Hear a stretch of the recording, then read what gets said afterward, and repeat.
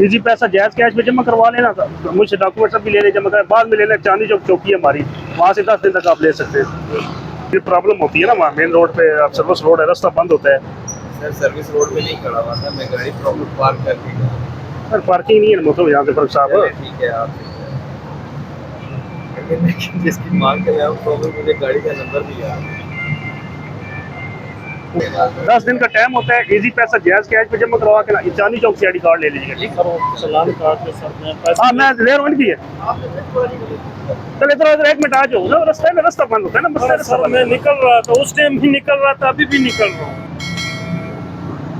नहीं हूँ इधर पर मैं आया हूँ, बस वो गुजर रहा था, इस अंदर से गुजर रहा था, बस इस वजह से। है। रशीद साहब इस तरह नहीं होता मेरे भाई। चलो जो भी खैर है, खुदा के जो बंदो। भी है आप कर लें तो बस मेहरबानी होगी, जितनी शफकत कर सकते हैं हमारे साथ मेहरबानी। अभी पे कर दो हो जाएगा। इजी पैसा जायज़ कैश पे जमा होगा। ठीक है।